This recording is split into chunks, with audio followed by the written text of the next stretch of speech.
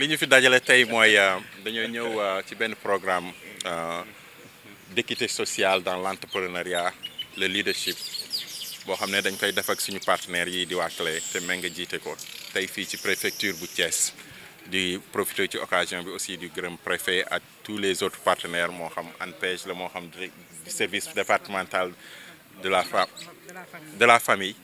donc madame Samb nekk fii aussi di ko remercier ci loolu di remercier aussi représentant wu monsieur le maire bi nga xam ne moom moo yor pôle insertion bu jeunes yi ak emploi di remercier aussi yeneen partenaires yi fi nekk yëpp donc comme ni ma ko waxee dañ fi ñëw vraiment pour xool yan pexe la ñuy indi ci xëyu ndaw yi parce que dañoo jàpp ne li nga xam ne moo jot a am ba tey am na lu ciy sooxee li ciy sooxee ñun ci suñu gis-gis mooy ndaw yi kenn téyewul seen loxo ci bu ñuy commencé ba fa ñuy jëm donc ci loolu nag lañ ne foog ñu am ñoo xam ne dañuy téye seen loxo ndax feebar ku malade bu nekk da ngay dem ci généraliste bi mu wax la li sa problème yóbbu la ci spécialiste bi donc ñoom Mbengue en tant que facilitateur en insertion professionnelle et création d'entreprise loolu la ñuy liggéey mun a diagnostiquer lan mooy problème mu ndaw bi fan la soxla kan la war a waxal luñ ko war a doolelee lan la soxla ci business am lan la soxla pour am xëyam ñoom loolu la ñuy liggéey donc ci loolu moo ñu fi dajale tey ñu war a tàggat 50 ndaw ak waa CLE yi nga xam ne ñoom ñoo fi nekk Thiès ñoom ñoo xam liggéey bi ñoo xam gox bi ñoo xam jeunes yi ñun dañ liy accompagner rek indi li nga xam ne am nañ ko ci outil ci xam-xam ci relation dooleel leen ko ñoom ñu yàgg nañ fi nekk yàgg nañ def ci liggéey boobu donc loolu moo ñu tax a jóg li ñu koy defee nag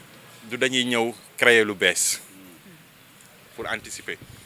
ndax ñi ñuy liggéeyal mooy ñi fi nekk acteurs yi nga xam ne ñoo fi nekk déjà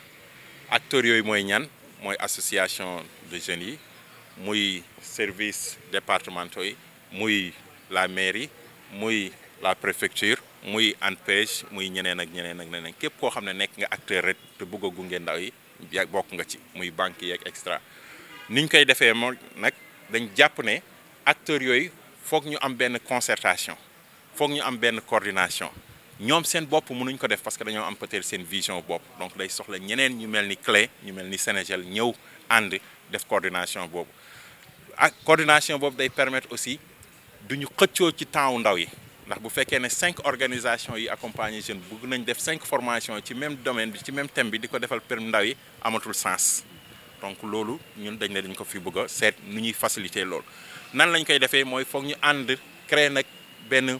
écosystème boo xam ne ki nga xam ne moo jiite département bi moo koy jiite muy préfet ànd ceeg maire ànd ceeg service yeeg organisation yeeg ak yeneen agence yi comme espace jeune bu fii muy yaay saref si waa ANPEJ extra ànd ceeg ñoom ñu ànd ceeg liggéey donc loolu la ñoom Mbengue en tant que facilitatrice en insertion professionnelle di indi di leen téye seen loxo xool lan lañ manqué ndaw yi lan lañ soxla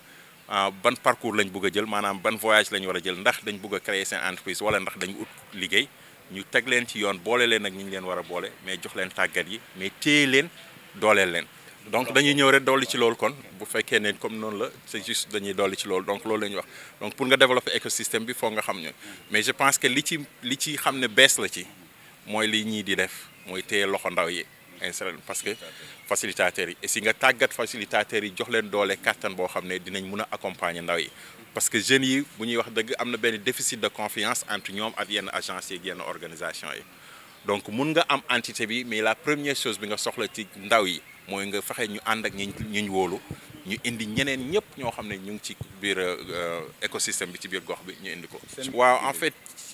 ci durée bi bëgg nañ ci ñetti at yi ñu mun a pas former. mais fexe jàppale juróom fukki junney jeunes ñu mën a am liggéey wala ñu créer seen entreprise bopp donc mais ni ñu koy defee du ñun ñooy dem mais dañuy liggéey ak ñi nga xam ne ñoo nekk ci gox yi ku fa nekk comme CLE fii ñeneen ñi nekk Mbour ñu nekk ci gox bu nekk ña fa nekk ñooñu la ñuy liggéeyal parce que ñoom ñu ngi koy def ba pare ñun dañ ciy teg suñu loxo rek. comme niñ ko waxee rek comme ñun organisation la ñu am muy club de leadership et de l'entrepreneuriat donc ñu nekk Thiès depuis 2019 di gunge ndaw ñi pour que ñu mën a demal seen bopp di gunge ndaw ñi pour que aussi ñu mën a jëriñ seen bopp jëriñ seen communauté donc yàlla def Sénégal ñëw à l'appui gunge ñu aussi pour que ñu gën ñu dooleel pour que ñu mën liggéey bi nga xam ne mu ñu ngi ko doon liggéey depuis 2019 à Thiès ñu mën ko am mu porter ses fruits ñu mën a ndaw yu bëri ñu mën leen ci gunge. donc li ñuy gis rek mooy tey jii am nañ ay ndaw yoo xam ne participer nañ ci bis bi mais fi ñu jëm mooy fexe ba ndaw ñooñu bu ñu paree tey ñu am ci lu ñu jàpp mais aussi bu ñu amul ci lu ñu jàpp ñu fexe ba jàppale leen ba ñu xam naka la ñuy def ba mën a wut am xëy bi nga xam ne dinañ ko mën a am. ok d'accord ñun lu ñuy gungee ndaw ñi saa su nekk mooy dañ déjà parce que nit ki balaa nga ko gungee il faut que nga xam lan la bëgg d'abord donc dinañ def ay science yoo xam ne dañuy permettre ndaw bi wax ñu moom mu génneel boppam lan la bëgg a def ci li mu bëgg a def noonu si lañ koy gungee selon ñun ci thématique yi nga xam ne moom la ñuy def développer ak moom ba nga xam ne li ma xam ne mooy projet de vie bi nga xam ne moom la wax ne man de dama bëgg au moins tijji sama entreprise bopp bu boobaa dinañ ko mën a gunge mu bind projet bi nga xam ne moom la bëgg mu dérouler ci entreprise bi mais aussi wan ko yoon yi nga xam ne moom lay jaar ba mën a teg entreprise boobu noonu. waaw tey sa Thiès xam ne bu ñu waxee secteur dañuy tege ne gis nañ phénomène jakartamaan yi te yaakaar naa loolu du secteur boo xam ne tey am na mucc ci ndaw ñi ñu ne loolu du mucc ci ndaw ñi pour ñun mucc ci ndaw yi mooy ñu jàppale leen ba nga xam ne tey ku ne xam na Thiès tey mën nañu jàppale ndaw ñi ci wàllu mbay ndax tey boo demee ci zone des Niayes bi àll waa nga fa yàmbalang nga dem zone Mboro bi aussi àll ba bi nga fa yàmbalang donc ndaw yooyu tey bu ñu leen tàggatee wax leen ne ci àll boobu ñu am bu ñu état gungee war nañ fa mën a def ay tool yoo xam ne ndaw yooyu mën nañ fa bay lépp lu ñu mën a bëgg di gàncax gu ñu mën a di jëriñoo si seen dund dinañ mën a dem bay ba nga xam ne bu ñu bayee ba pare duñ leen bàyyi noonu dinañ mën a leen gungewaat ba ñu mën di transformer ba nga xam ne tey ji lépp loo xam ne bay nañ ko du yàqu ci àll bi mais aussi dinañ ko jëriñoo ba nga xam ne tey jii dinañ mën a au moins suñu askan dinañ mën a lekk bu mucc ayib mais dinañ mën a lekk bay dundee dinañ mën a lekk loo xam ne dañ ko defar fii ci Sénégal defarewuñ ko feneen fu Chine wala feneen ci àdduna bi. artisanal bi aussi tey jii boo gisee village de l'artisanat mi ngi fi mais peut-être ndaw yi ci bëri xamuñu aussi lan mooy njëriñam donc ñun si suñu gunge dinañ leen gunge ba ñoom ñu xam ñooñu tey jii artisan yi nga xam ne ñoo nekk Thiès ñi nga xam ne ñu ngi yëngatu ci wàllu couture ñi nga xam ne ñu ngi yëngatu ci infographie ñi nga xam ne ñu ngi yëngatu ci wàllum art ñëpp ci wàllu art musique ñu xool ci domaine d'artisanat bi nga xam ne moom la ndaw bi bëgg ñu fexe ba gunge ko ci bëgg-bëggam boobu pour que moom aussi mu mën a jëriñ boppam jëriñ communauté am. mu mel ni séminaire bu mel ni buñ ci invité la ville de Thiès mu mel ni dañuy sawar pour ñëw ci comme ni nga ko waxee tout à l'heure donc emploi de compétences transférées mais jeunesse sport ak loisir ci compétences yi nga xam ne ñoom la ñu jox municipalité la bokk moom moo tax lépp luy laal ndaw ñi le maire de la ville jóg di ci def yitte di ci def taxawaay pour fexe ba ñi nga xam ne ñoo koy organiser ñu mel ni Kélé ak Sénégel ñu ñëw appuyer leen accompagner leen ci li nga xamante ni moom mooy seen bébét ci ndaw ñi. waaw mu mel ni maire bi ñu ko falee ci 22 janvier 2022 moom bi mu ñëwee rek comme universitaire la xam na li am ci université yi ndaw ñi dañuy dem am yéene mais ñuy cartouché am xale yoo xam dañuy subir des formations yoo xamante ni du nekk en adéquation ak le marché de l'emploi mu nekkoon il faut mu may ay bourses de formation mais bi mu koy mayee dafa tànn donc établissement privé yi nga xamante ni formation yi ñuy offrir dina permettre xale yi ñu opérationnel suñu génnee looloo tax ci at bu njëkk bi ñu mayee lu ëpp juróom-ñetti téeméeri bourse ci atu ñaareel bi ëppoon na junni atu ñetteel bi aussi ëppoon na junni bu ko defee loolu yëpp dafa bëggoon pour jàppale ndaw ñi ci seen formation parce que balaa ngay wax xëy faaw nga formé wu d'abord bu ko defee moom la waa Sénégel ak waa Kélé di def moom moo tax effort yooyu nga xam moom la doon def fële moom la ñëw fii rek pour renforcer waale ko. Merci beaucoup. En fait, ce bootcamp est déjà la première étape par rapport à un programme d'accompagnement des jeunes pour la création d'entreprises et l'insertion professionnelle des jeunes qu'on fait à travers des partenaires de mise en œuvre, en l'occurrence ici Clé, dont on commence la première étape par la formation des facilitateurs en insertion professionnelle et en création d'entreprises. Comme vous le savez, le chômage des jeunes en Afrique et particulièrement au Sénégal, c'est un problème fondamental. Et nous avons pensé que l'approche et la méthodologie qui est utilisée jusqu'à présent ne fait pas encore l'impact qu'on compte avoir au niveau des jeunes. C'est ainsi qu'on a dit que pour traiter ce problème du chômage des jeunes, il faut d'abord avoir des facilitateurs en insertion professionnelle et en création d'entreprises qui tiennent la main des jeunes à partir de l'idée jusqu'à la création d'entreprise ou à partir de la formation professionnelle, c'est-à-dire à partir de l'école jusqu'à l'emploi. Et c'est des facilitateurs qui connaissent le milieu, qui connaissent le secteur, qui ont de l'empathie vers les jeunes, qui les permettent vraiment d'échouer, de réussir, mais qui aussi les aident durant tout le parcours à d'abord commencer par la formation, l'encadrement, le coaching, le mentorat, mais aussi l'apprentissage autonome et éventuellement la mise en relation. Donc l'étape de ce bootcamp sera suivie d'une autre étape qui sera l'accompagnement et le coaching de 8 semaines. Et il y aura aussi après ce qu'on appelle l'apprentissage autonome de 4 semaines, c'est-à-dire qui permettre aux jeunes eux-mêmes de pratiquer, de tester ce qu'ils ont appris durant le bootcamp, mais aussi les accompagnements et les idées qu'ils ont reçues et les relations qu'ils ont eues durant les 8 semaines. Donc à partir de ces 4 semaines d'apprentissage autonome, suivra en fait ce qu'on appelle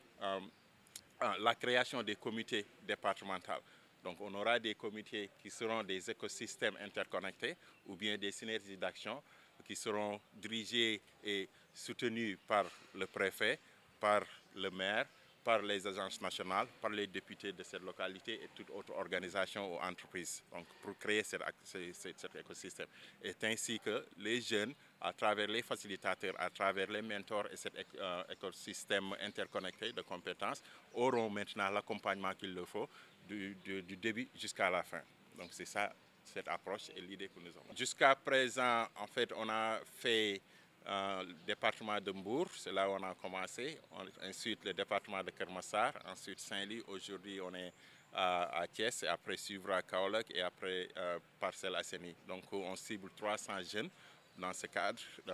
pour un programme d'accompagnement. Mais au final, notre objectif principal, c'est de pouvoir créer 50 000 emplois au bout de 3 ans à travers cette nouvelle approche, cette nouvelle méthodologie et cet écosystème de compétences interconnectées qui fait une synergie d'action parmi les acteurs. En fait, après les bootcamps qui vont terminer, cette première série de bootcamps qui termine la fin du mois, on va commencer à évaluer à partir du 3e mois, c'est-à-dire 3 mois après la fin du mois de mai, après 6 mois. Mais pour moi, en fait, ça, ce n'est pas une question d'évaluation, c'est une question d'abord d'accompagnement, d'impact, de création d'entreprises, d'insertion professionnelle et de contribution et de voir comment faire cette synergie d'action pour voir les jeunes, c'est quoi, qu'est-ce qui a été leur problème, qu'est-ce qui manque, quelles sont les défaillances et comment faire l'audit de leurs compétences et comment aligner nos contributions, nos interventions pour éviter des doublons au niveau des interventions des jeunes. Et ainsi de suite, pour vraiment créer un emploi pour un jeune, pour pouvoir l'évaluer, nous on se dit c'est à partir après 6 mois qu'on pourra faire vraiment la première évaluation. On n'est pas encore en train de créer la roue. Donc si vous avez bien compris ce que je viens de dire, on travaille avec les acteurs locaux, donc les partenaires de mise en œuvre. Il y a Mengue ici. On identifie des jeunes, des professionnels comme les autres qui sont déjà dans le secteur, qui sont en train d'accompagner les jeunes. Donc c'est les facilitateurs en insertion professionnelle. On travaille avec les agences nationales comme l'ANPEJ, les organisations qui sont là, ENDA, etc. On travaille en partenariat avec le préfet, qui est vraiment l'administrateur général du département. On travaille avec le maire. Donc on n'est pas en train de créer la roue. On est en train de créer une synergie d'action et un écosystème qui permet de réduire les doublons au niveau des interventions pour l'emploi des jeunes, mais qui facilite aussi l'accès aux mentors, l'accès aux coachs, l'accès à l'emploi, l'accès à la formation, l'accès aux relations. Donc on est en train de faciliter. Nous sommes des facilitateurs, mais on se dit on dépense beaucoup d'argent, beaucoup de temps individuellement, et ça, pour nous, ce n'est pas vraiment l'approche qu'il nous faut. Et en plus, les jeunes, on les donne beaucoup de formations, souvent les mêmes formations. Qu'est-ce que ça sert? Donc on dit, si on a un Mengue ici qui accompagne un jeune, qui à partir de l'idée, à partir du montage du projet, à partir du mentorat, à partir du testing des clients, de l'accès au marché, l'accès au financement, et collaborer avec les acteurs qui sont à Thiès, donc on n'est pas en train de créer une nouvelle roue. On est en train de développer un écosystème pour que les acteurs s'entendent, coordonnent pour le bénéfice des jeunes.